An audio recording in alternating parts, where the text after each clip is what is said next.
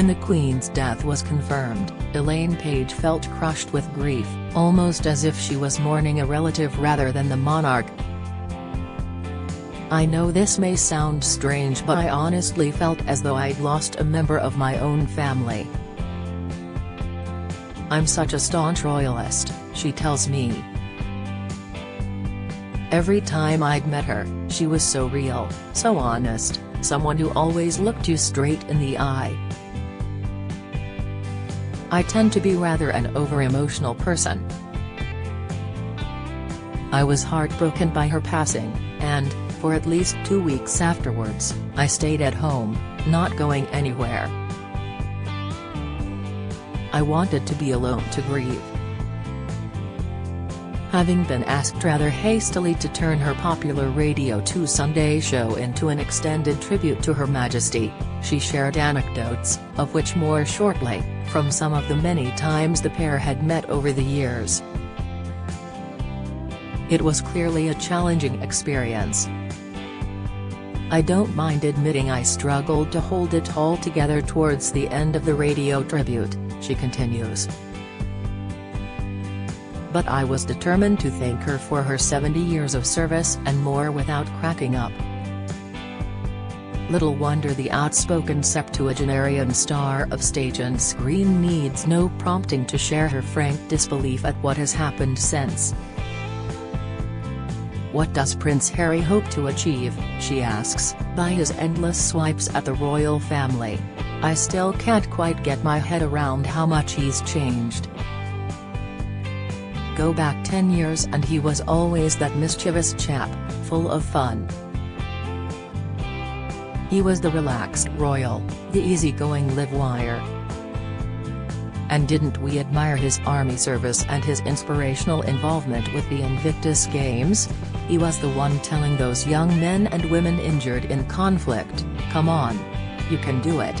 You can be anything you want. But look at him now. He's lost all that joie de vivre. He seems to have become completely self-absorbed, casting himself as some sort of victim.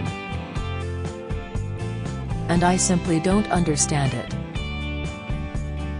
Every family has spats. It's the name of the game. But most differences of opinion can be ironed out if you just sit down and talk it through. I agree with historian David Starkey, who said the other day that Harry seems to be in dispute about a load of nothing. Like millions of others, I watched the wedding of Harry and Meghan and it was like a fairy tale. As a nation, we collectively fell in love with her. I don't remember any negative reaction from the media. We embraced this lovely young couple. That said, Elaine respects the decision by Harry and his wife Meghan to seek a more private life, with certain reservations. It's nonsense to complain about the invasion of their privacy, she says.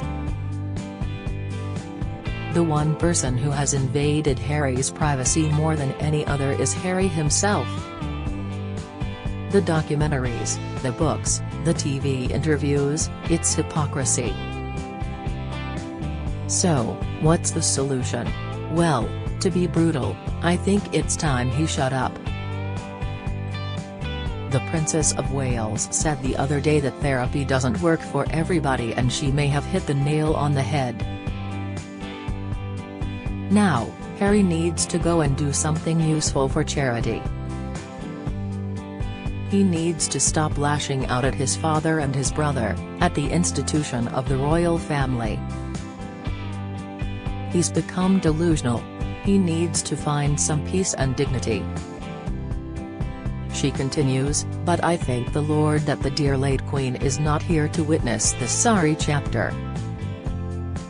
It would break her heart. Elaine, self-evidently, is a woman of strong opinions. The other big issue of the day is the apparently intractable tangle between the nurses and ambulance drivers on the one hand and the government on the other. When you think of the selfless way the nurses and ambulance crews worked tirelessly through the pandemic, putting themselves at personal risk, it saddens me that the government can't sit down and negotiate their way to a sensible settlement. One commentator wrote recently that the NHS is failing and should be replaced by a universal healthcare operation, a mixed public/private system. In France, you can get to see a GP quickly for €25. Some people could afford 20 quid to do the same in this country. If they couldn't, they should get it for free, but think how much extra revenue could be generated. Rishi Sunak was asked about this in Parliament the other day and he dodged the question. Everyone knows the nurses aren't going to get a 19% pay rise, the public purse doesn't have that sort of money. I'm not a particular fan of Nicola Sturgeon, but she sanctioned a 7.5% pay rise in Scotland and a strike was averted. Why can't Rishi do the same? Some nurses later rejected the deal and decided to strike, though action is on hold as talks continue. The way I see it, to dig your heels in and not start a meaningful conversation with the nurses and ambulance men and women is a little short of negligent. It makes my blood boil. This is rather more than mere saber-rattling. Elaine supports various charities including the Dan Maskell Tennis Trust, she plays at least 3 times a week, the Children's Trust for Youngsters with Brain Injuries, Every Child, the Royal Voluntary Service, RVS, Breast Cancer Now, Noah's Ark Children's Hospice and Support Dogs. I particularly cherish the memory of getting involved with something called the Great Trolley Push for the RVS, in which I accompanied the Queen Consort around the wards of Leicester General Hospital. Camilla was wonderful. I'll never forget the reaction of bed-bound patients at the sight of her. Current affairs aside, the world at large can next see Elaine in an episode of Father Brown to be broadcast on BBC One on Friday at 1:45 p.m. She plays celebrity florist Octavia Eden, a contemporary of Constance Spry, and newly returned from a successful spell in London to her Cotswolds roots. I liked the script as soon as I read it and I enjoyed the journey back into 50s England, a gentler time, even if bodies do start piling up. I found it rather charming, cozy family entertainment and great fun to do, not least because my character is a force of nature.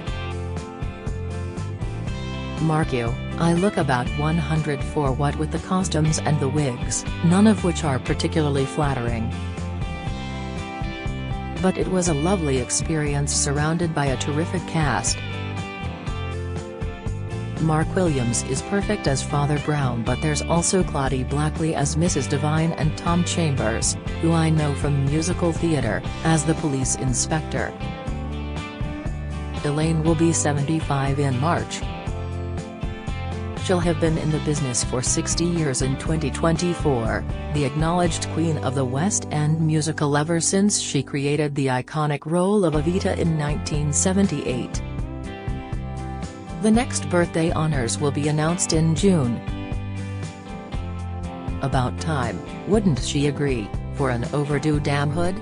Oh, that's not for me to say. Anyway, I got the OBE from the Queen in 1995, one of the proudest days of my life. Even so, Dame Elaine. She pauses, then gurgles that familiar throaty giggle. But yes, that would be the cherry on the cake. All of which brings us back to Her Majesty, and Elaine needs little prompting to share some wonderfully warm anecdotes, one in particular showing the human side to the late monarch. It was 2002. Elaine and Barbara Dickson had been asked to perform a private concert at Windsor Castle by the Princess Royal at the time of the Golden Jubilee. As it happens, recalls Elaine, the concert was delayed because of the death of the Queen Mother at the end of March. But it was eventually rescheduled for June. Barbara and Elaine sang duets including their #1 hit, I Know Him So Well as solo songs from their individual careers. So, there I was, giving it my all on memory, when one of my diamond earrings shot out of my ear and landed on the floor. At the end of the performance, the two were ushered into an anteroom. The double doors opened and the Queen walked through, arms outstretched and headed straight for Elaine with a huge smile. She embraced me with an all-enveloping hug and said, "Elaine, at last. This was the Queen behaving almost like my mum. Unbelievable." Then she said, with a twinkle in her eye, "I noticed your earring fell off, such a nuisance when that happens." She went on to say the same thing had happened to her when she met the Prime Minister of Bulawayo and an earring disappeared down the front of her dress. I said, "Whatever did you do?" And she replied, "Well, he asked if he could help retrieve it." Then she pulled her dress away from her body to indicate her décolletage where the earring had landed. "In the circumstances," she said, "I fished it out rather quickly." We stood there laughing. I couldn't believe how candid she'd been, but also how normal, in a way. It felt as if I'd known her for years. We were just two girls sharing a funny experience.